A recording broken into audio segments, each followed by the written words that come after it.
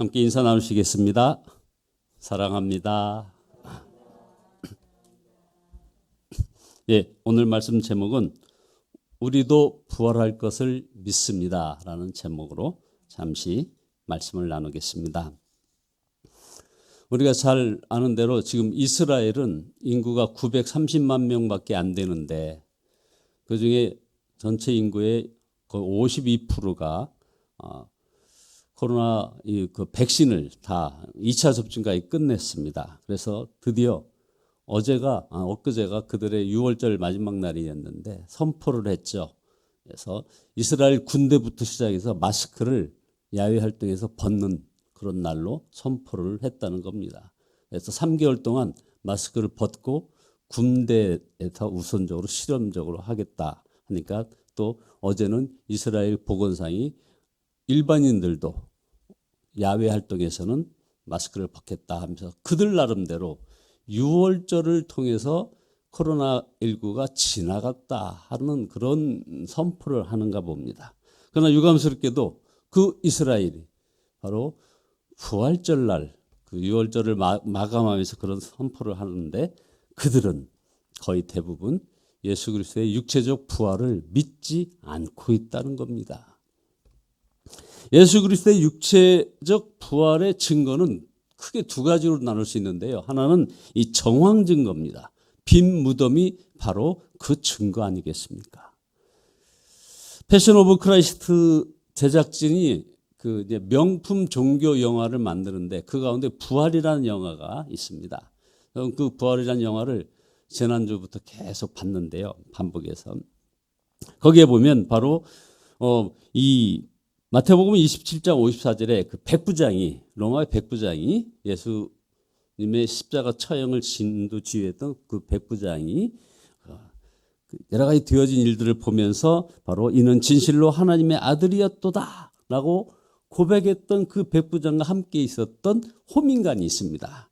그 호민관이 클라비우스라는 사람인데 이 사람이 바로 예수님의 그 부활의 그 빈무덤 사건을 추적을 하면서 쭉 가는 이 영화가 부활이라는 영화입니다. 이분이 결국은 부활하신 예수님을 만나고 그 예수님 앞에 큰 사명을 받는 그런 장면이 나옵니다. 바로 예수 그리스도의 육체적 부활의 증거의 첫 번째 이 정황 증거는 그 빈 무덤이라는 거죠. 두 번째, 이 목격 증거가 있습니다. 여러분이 잘 아시는 것처럼 500명이 넘는 성도들에게 일시에 보이셨다고 하지 않았습니까? 재판은 증거주의 아닙니까? 500명이 목숨을 내놓고 순결 각오로 내가 예수님의 부활을 본 증인이요라고 하지 않겠습니까? 지금 우리들은 이 부활신앙이 분명히 해야 할 때입니다. 코로나19로 인해서 이렇게 비대면으로 진행되는 이 상황에서 더욱 부활신앙이 우리에게 필요하죠. 어려운 일이 닥쳐도 부활신앙이 분명하면 결코 무너지지 않습니다. 부활신앙은 부활하신 예수님께서 지금도 우리와 함께 하심을 믿는 것을 부활신앙이라고 하는 것입니다. 그럴 때 우리들의 삶이 달라집니다. 기도가 달라집니다. 행동이 달라지는 거죠. 제일 달라지는 것 중에 하나는 바로 두려움과 염려가 사라진다는 겁니다. 그래서 이기지 못할 시련이 없다는 거죠. 그러나 오늘 여러분과 함께 나누고자 하는 귀한 이 메시지 중에 핵심은 바로 이 부활신앙에는 아주 중요한 우리 믿음이 하나 있다는 겁니다. 그 믿음이 뭐냐? 예수님이 육체적인 부활을 하셨는데 예수님만 아니라 우리도 부활할 것을 믿는 것입니다. 이게 바로 오늘 설교의 제목입니다. 여러분, 우리도 육체적인 부활을 할 것을 믿습니까? 예, 이 방송을 보는 많은 성도들이 아멘하는 소리가 막 들리는 듯합니다. 그러나 많은 분들은 그런 생각을 진지하게 해보지도 않는 경우가 많죠. 고린도 교인 중에는 죽은 사람이 부활을 믿지 않는 사람도 있었습니다. 이 뿌리가 지금 현재 이스라엘까지 이어져 가고 있는 거죠. 그래서 고린도전서 15장 12절에 어찌하여 죽은 자 가운데서 부활이 없다고 하느냐 하면서 사도 바울이 고린도 교회 교인들을 질책하는 장면이 나옵니다. 성경은 예수님이 부활하셨을 뿐 아니라 우리도 부활할 것을 분명히 말씀하고 있습니다. 고린도전서 15장 20절에 그러나 이제 그리스도께서 죽은 자 가운데서 다시 살아나사 잠자는 자들의 첫 열매가 되셨도다. 아멘. 그리스도께서 부활의 첫 열매라고 한 것은 모든 그리스도인들도 부활한다는 것입니다. 이것이 중요한 이유는 죽은 자의 부활이 없다면 바로 예수님의 부활도 없기 때문에 그런 것입니다. 그래서 13절에서 죽은 사람이 부활하지 않는다면 그리스도도 살아나지 못하셨을 것이라 라고 말씀하고 있는 것이죠. 예수님은 참 하나님이시지만 동시에 참 사람이었습니다. 그러므로 죽은 사람이 부활할 수 없다면 예수님도 부활할 수 없는 것입니다. 그렇다면 십자가의 복음도 다 헛된 것이 되고 만다는 것이죠. 그래서 고린도전서 15장 14절에 우리의 선포도 헛되고 여러분의 믿음도 헛될 것입니다 라고 얘기하고 있으며, 또한 15절에 하나님을 거짓되이 증언하는 자로 저와 여러분들이 판명이 될 거라고 말씀하고 있습니다. 또 19절에 우리는 모든 사람 가운데서 가장 불쌍한 사람이 된다는 것이죠. 부활이 없다면 말입니다. 그러므로 우리도 부활한다는 것이 너무나 분명한 사실입니다. 이것은 정말 엄청난 일입니다. 그렇구나 하고 넘길 문제가 아닙니다. 인생이 바뀌는 문제입니다. 요즘은 계속 온라인 집회를 많이 합니다. 이것저것에서 온라인 집회를 하고 또 줌으로 즉흥적인 질문을 하고 거기에 답변을 하는 그런 프로그램들이 지금 많이 있는데요. 일종의 토크쇼를 그런 식으로 진행을 할 수밖에 없죠. 그때 어떤 질문 중에 이런 질문이 있었습니다. 나를 십자가 그늘 밑에 내려놓고 예수로 사는 이 십자가 복음이, 이 집회가 청소년 집회였는데 청소년들에게 너무 추상적으로 들리지 않겠는가 라고 하는 이런 줌으로 질문을 딱 하는 것이었습니다. 여러분, 이 말이 맞나요? 아닙니다. 나를 십자가 밑에 내려놓고 예수로 사는 우리가 가진 이 십자가 복음은 청소년에게만 이해하기 어려운 것이 아니라 이 말입니다. 어른들은 그러면 쉽게 이해가 되고 믿어지나요? 이건 지성의 문제가 아닌 것입니다. 오직 성령께서만 믿고 누리게 하는 것입니다. 그러니까 우리가 부활을 믿는다는 것은 우리의 어떤 지적인 감성으로, 지적인 의식으로 믿는 것이 아니죠. 성령의 도움 없이는 절대 불가능한 것입니다. 그러므로 최고 지성인들도 믿지 못하고 또 반면에 어린아이도 믿고 누릴 수 있는 것입니다. 우리 예수사랑교회 주일학교 유치부 학생들은 다 믿고 있습니다. 지난주에 송출된 주일학교 유치부 그 방송을 보니까 그 부활을 믿지 않는 어린아이가 아무도 없다는 거죠. 나를 십자가 밑에 내려놓고 예수로 사는 이 복음이 믿어지면 바로 성경이 실제가 되는 삶, 물이 포도주로 되는 그런 삶을 살게 되는 것입니다. 그 일을 행하실 분은 오직 성령님이십니다. 우리도 부활할 것이라는 믿음도 마찬가지라 이 말입니다. 그래서 22절에 아담 안에서 모든 사람이 죽은 것 같이 그리스도 안에서 모든 사람이 삶을 얻으리라. 정말 엄청난 말씀입니다. 무슨 이 말씀이 장례식 때만 듣는 말씀이 아니라 이 말입니다. 어떤 사람은 그냥 천국 가면 되지 꼭 부활까지 해야 할 필요가 있을까? 이렇게 생각하는 사탄의 소리에 금방 귀를 기울입니다. 그렇지 않습니다. 우리가 죽으면 천국에 가는 것이 기독교에서 말하는 구원의 끝이 아니라 이 말입니다. 기독교의 구원은 주님께서 재림에 오실 때 이 땅에 하나님 나라가 이루어지고 우리도 부활하여 하나님 나라에서 영원히 다스리는 것, 이게 바로 기독교 구원의 핵심이죠. 하나님 나라가 정말 이 세상에 임할까? 이것이 또 믿어지지 않는 사람들이 있습니다. 하나님 나라가 앞으로 이루어지는 것이 아닙니다. 앞으로 이루어질 것이다? 아닙니다. 이미 하나님 나라는 존재합니다. 하나님 나라는 영원 전부터 있고 지금도 있고 영원까지 있을 것이라 이 말입니다. 하나님께서 우주 전체를 다스리시기 때문에 그렇습니다. 다만 인간이 살고 있는 이 지구만 하나님의 통치를 받지 않는 그런 예외로 남겨져 있었습니다. 인간이 하나님께 불순종하고 마귀의 말을 따랐기 때문에 한시적으로 지구는 마귀가 왕노릇하는 그런 곳이 되었을 뿐입니다. 그러나 예수님이 오심으로 이 지구에도 하나님 나라가 임했습니다. 예수님을 영접하는 자와 이 우리 예수사랑교회처럼 교회 공동체에 하나님 나라가 임한 것입니다.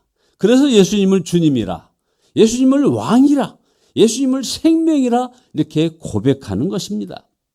이제 예수님께서 재림하실 때 온 땅에 하나님의 나라가 완전히 임할 것입니다. 이것은 너무나 분명한 일입니다. 세상은 하나님의 완벽한 창조물이고 하나님께서는 세상을 창조하시고 보시기에 좋았더라 하셨습니다. 우리 육신도 하나님의 형상으로 창조되었습니다. 그래서 이 세상에는 하나님의 솜씨가 담겨 있고 우리 형상에는 하나님의 모습이 담겨 있는 것입니다. 비록 지금은 세상이 죄로 인하여 악이 장악하고 있지만 하나님은 반드시 세상을 회복하실 것입니다. 그래서 예수님은 주기도문에서 나라의 임하옵시며 라고 기도하라고 하셨던 것입니다.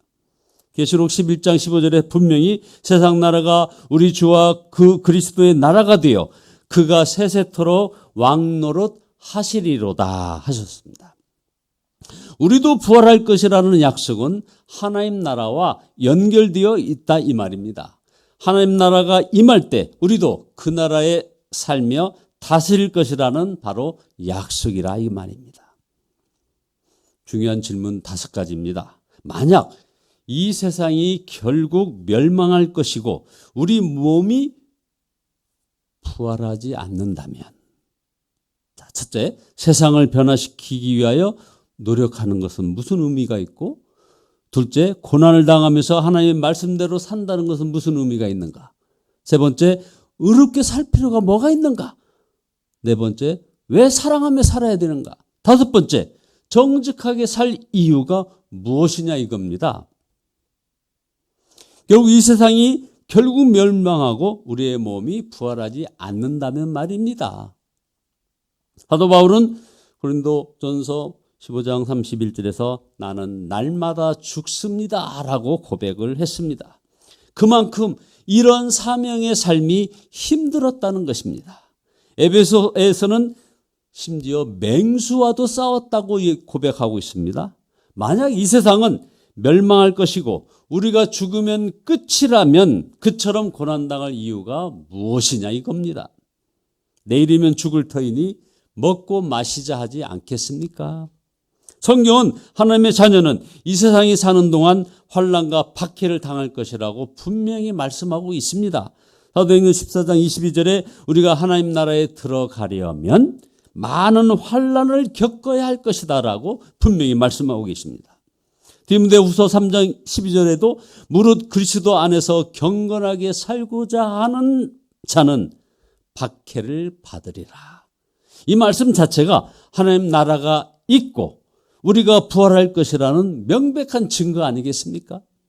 하나님의 나라가 있고 우리가 부활할 것이니 환난과 박해를 받을지라도 믿음을 지키는 것이 귀하고 복된 것이라는 메시지가 여기에 들어 있습니다. 세계 한인 선교대회가 있었습니다. 세계 곳곳에서 우리나라가 선교 대국으로 미국 다음으로 두 번째 선교사를 많이 보내지만 실제 지금은 우리나라가 아마 1위 자리가 되지 않았을까 싶습니다. 그런데 참 신기한 걸 봤습니다. 거기 좌석 배치한 걸 쭉 보니까요. 선교사님들 가운데 더 고생스러운 곳에서 사역하시는 선교사님들이 가장 높임을 받는 것을 제가 보았습니다. 고생스러웠던 일들이 이제 이 선교사 대회에서 자랑스럽게 간증하는 것을 보았다 이 말입니다. 여러분, 일제시대 때 독립운동했던 이들이 지금 다시 살아난다면 얼마나 자랑스럽겠습니까? 6.25 전쟁 때 죽어간 무명 용사들, 그리고 신앙 때문에 돌아가신 많은 순교하신 분들, 특별히 저기 전라도 해남이라든가 아니면 저쪽 나골도라든가 이런 섬 지역에 있었던 그런 분들, 이런 분들 지금 다시 살아난다면 얼마나 자랑스럽겠습니까? 그러나 세상 나라에는 부활이 없습니다. 그래서 온 나라가 뭐 독립 유공자라든가 뭐 나라를 위하여 희생한 이들을 기억하고 보상하는 그런 사업을 하지만 사람들의 마음에 죽으면 끝이다, 가족들 고생시키는 일이라 생각하는 사람들이 많습니다. 부활이 없기에 개인주의와 이기심을 이길 수 없는 것입니다.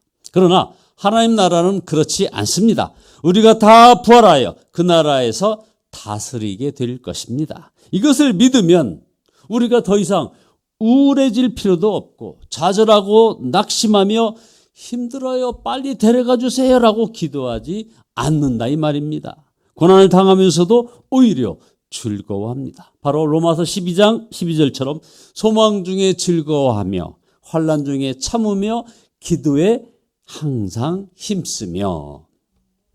우리가 부활한다는 것은 우리의 수고와 헌신과 고난이 죽음으로 끝나는 것이 아니라는 말입니다. 그래서 고린도전서 15장 26절에 맨 나중에 멸망받을 원수는 사망이니라.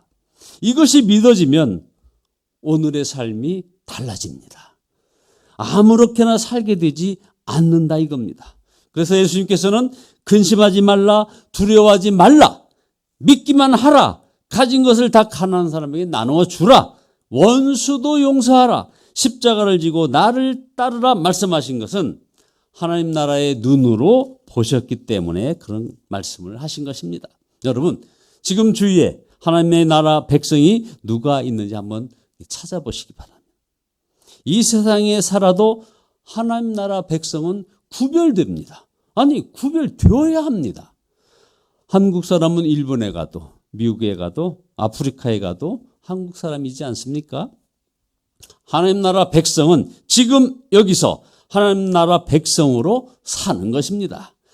부활이 믿어지면, 부활을 믿으면 하나님의 뜻대로 살다가 고난을 당할 때 오히려 감사합니다. 원수까지도 사랑하게 됩니다. 불평불만이 없습니다. 모든 사람들과 화평하며 거룩하게 사는 것입니다. 우리는 당장 눈앞에 될 일은 알 수 없지만 마지막 결론은 우리가 압니다. 저와 여러분, 우리의 모든 마지막 결론은 알지 않습니까? 그래서 고난이 있고 상황이 절망적이어도 우리는 방향을 잃지 않는 것입니다. 아무 열매가 없어도 포기하지 않습니다. 사도 바울은 고린도 교인에게 말했습니다. 고린도전서 3장 6절에서 나는 심었고 아볼로는 물을 주었으되 오직 하나님께서 자라나게 하셨나니 그런즉 심는 이나 물 주는 이나 아무것도 아니로되 오직 자라게 하시는 이는 하나님뿐이니라 하는 말씀이 있습니다. 그래서 우리들은 자신의 때에 무엇인가 이루어져야 한다고 조급해하지 않습니다. 헛수고 아닙니다. 심는 자, 물 주는 자로 만족하는 것입니다. 우리가 마무리하지 못하여도 누군가 이어서 할 것입니다. 그리고 다 함께 하나님 앞에서 즐거워할 것입니다. 여러분, 하나님 나라를 위하여 기도해야 합니다. 하나님 나라를 위하여 기도하지 않는 사람은 하나님 나라에 들어가지 못합니다. 하나님 나라를 위하여 먼저 기도하니 하나님 나라 영광을 보게 되는 것입니다. 그래서 더욱 하나님 나라를 위해서 기도하게 되는 것입니다. 우리는 반드시 부활할 것입니다. 예수님이 부활하셨고 지금 부활하신 주님이 우리와 함께 하십니다. 그래서 부활의 주님과 동행하는 일에 힘써야 한다 이 말입니다. 우리는 이렇게 새벽 기도, 그다음 성경 통독, 그다음 여러 가지 주일 예배, 각종 예배와 관련된 여러 가지 모임들, 이런 것들을 통해서 예수님과 동행하는 삶을 분명히 경건 훈련을 계속해서 행해야 한다 이 말입니다. 부활신앙으로 어떤 상황에서도 염려하지 않고 절망하지 않고 하나님 뜻대로 살고 사랑만 하며 사시기를 예수 그리스도의 이름으로 축원드립니다.